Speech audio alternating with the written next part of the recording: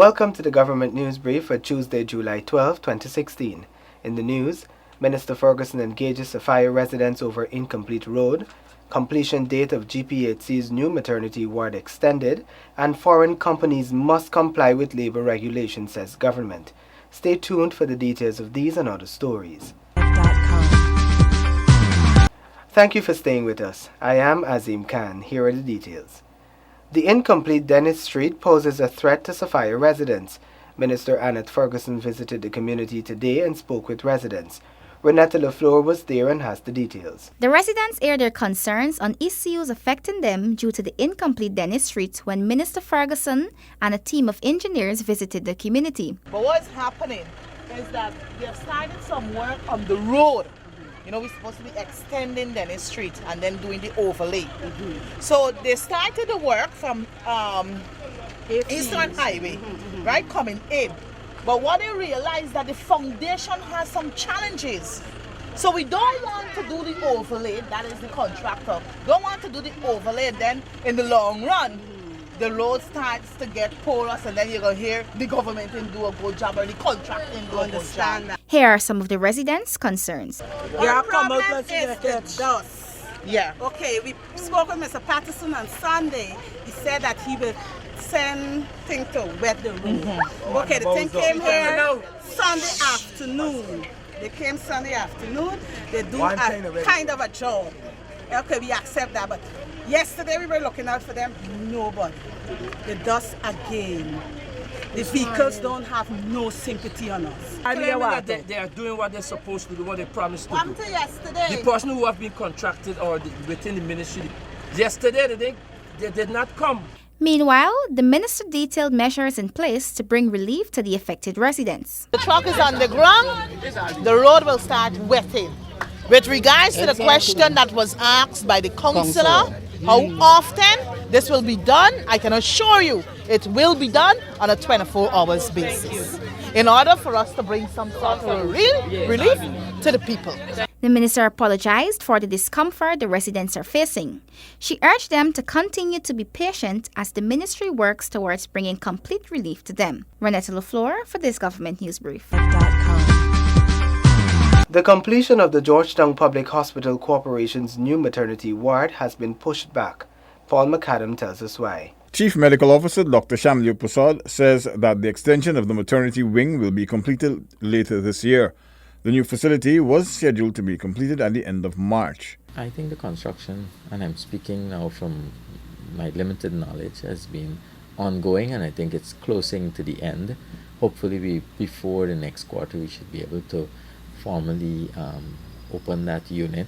Public Health Minister Dr. George Norton says that the delay in the completion of the unit is due to the delinquent actions of the contractor, who will be sanctioned. I have a document where the contractors are justifying the non-completion of the building because they are saying to us that they had to stretch their resources to complete other projects, and as a result have neglected this this wing that they're doing. I don't think that they're in the, let's say, in the right path. I said it before, if not legal actions, at least some form of sanctions should be imposed on them. $89 million was allocated in the 2016 national budget for the construction of the new maternity wing, which is intended to assist the number of referrals to the Georgetown Public Hospital Corporation. And Georgetown Hospital has been under a tremendous amount of pressure when it comes to maternal and child health. Of course, maternal health is quite an important area of concern for the ministry. The new maternity wing should facilitate training rooms on the ground floor, operating theatres on the second floor, an additional 50 beds, antenatal and an expanded neonatal service. Paul McAdam, Government News Brief. Government is determined to ensure that overseas companies adhere to labor laws and regulations as it strives to protect workers at all levels. Details in this report. Minister within the Ministry of Social Protection, Keith Scott, today met with executives of RUSAL, owned Bauxite Company of Guyana Incorporated, BCGI, as part of the ministry's continued efforts to engage employers, trade unions, and stakeholders within the labor sector. Minister Scott explained that the intention is to ensure that both local and overseas companies understand the Constitution of Guyana and respect the law labors. This team put the cards on the table, and they do have some serious concerns in terms of the ongoing dispute that has been existing since 2010. But what we did, we put aside those areas that is very contentious and emotional, and we discussed the principle in terms of respect for the Constitution of Guyana, the laws of Guyana. Minister Scott says that the Russian-owned company BCGI has indicated its willingness to facilitate trade unions and respect workers' rights to be represented by a trade union. While they are on board in terms of social cohesion, as a government, while they are on board in terms of their cooperation with the government of Guyana, it is for them to understand that trade unions is recognized in this country, and that the Constitution that mandates that people can have the right to organize and the right to assemble. And if they want to have trade unions, all companies have to respect that right. They have respected that, say they are respecting that right.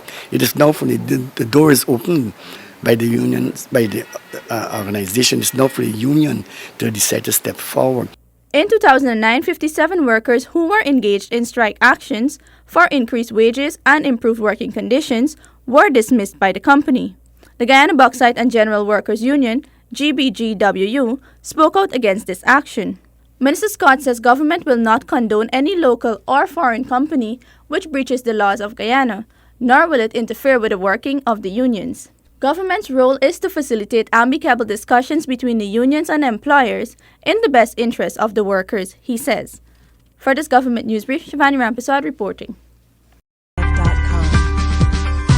Demerara Harbour Bridge will undergo major maintenance in the third quarter of this year. Renetta LaFleur has the details. The Demerara Harbour Bridge will again undertake substantial maintenance works similar in nature to which it had undergone earlier in the year. This time, work will be carried out to the western half. General Manager, Demerara Harbour Bridge Corporation, Ralston Adams, explains. We're awaiting the delivery of the second pontoon to do exactly the same work on the western end of the bridge. So once the pontoon is delivered, we're expecting that pontoon to be delivered sometime in the third quarter of this year. So once that's delivered, we will execute our work. On July 8th, the Demerara Harbour Bridge Corporation received Cabinet's approval for $51 million to rehabilitate pontoons and fabricate buoys, Adams says. That is to replace the extra large pontoons at the retractor span. Those works will entail us shutting the retractor span down. We're expecting that to last for about 4 to 5 days maximum. That would mean the bridge will be closed to marine traffic. It will not be closed to vehicular traffic. Additionally, Adams explains that there continues to be an increase in traffic on the bridge. He says that as the economy grows, more persons are relocating to Region 3. This poses a challenge to traffic management.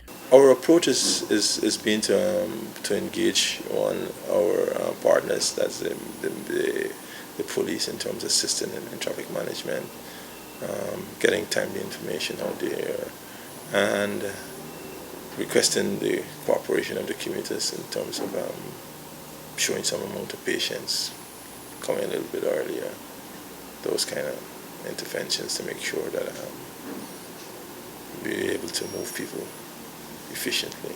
In April 2016, the Demerara Harbour Bridge was closed for 6 hours for maintenance works on a pontoon which had to be changed. This was part of a menu of works that has to be completed during the course of this year. The bridge is a vital link for commuters between Regions 3, 4, and further afield. Renetta LaFleur for this Government News Brief. The Guyana Livestock Development Authority has sent samples to an overseas lab to determine the cause of poultry deaths in Region 6. Details from Kadaki, Amsterdam. Deputy Chief Executive Officer of the GLDA, Dr. Dwight Waldron, says the authority continues to work with farmers, on the east bank of Berbice to assess the situation in relation to the sudden deaths of the poultry. Tomorrow, our head of extension would be in the region also, looking to find the best package that we can develop for these farmers. Addressing recent reports in the print media on the issue, Walron says the reports from farmers are being investigated since there are different types of symptoms exhibited. So we might be looking at two different phenomena here, because one transpired during the rainy season, and one, the claim is it happened, we just had this large spike within a short period of time. But as I said, we're on it and we're trying to do our best to render some assistance to those farmers. The GLDA continues to take samples from the affected farms, Walron explains. We're going to be testing for a number of diseases, 4 to 6 diseases, and that is going to give us a good idea if it's a mixed colony of microbes that we're dealing with, or if we're dealing with specific poultry diseases in the area. The GLDA head, based on samples collected, is not yet ready to declare an outbreak of poultry diseases in the Region 6 area. I don't want to jump to conclusion at this point in time, but when we speak to an outbreak, we're looking at multiple farms being affected by a common agent at the same time. And that's not present right now. Based on the clinical signs that we're seeing, we have two different manifestations taking place. The GLDA is the authority tasked with providing extension and other support services to livestock farmers and has extension officers in all 10 regions. For Government News Brief, I'm Kidaki Amsterdam. The Ministry of Education advises the public that schools in Georgetown will continue to distribute school uniform vouchers to parents and guardians until Thursday, July 14, 2016. Parents and guardians are asked to make a special effort to uplift school uniform vouchers from the schools their child or children attends. The previous deadline was July 1, 2016. That concludes today's edition of the Government News Brief. The details of these and other stories can be found on GINA's website. We encourage you to stay updated and subscribe to our website and YouTube channel. All government and other information can be had from GINA. Join us again tomorrow when we bring you another edition of this, the Government News Brief. Thank you for watching.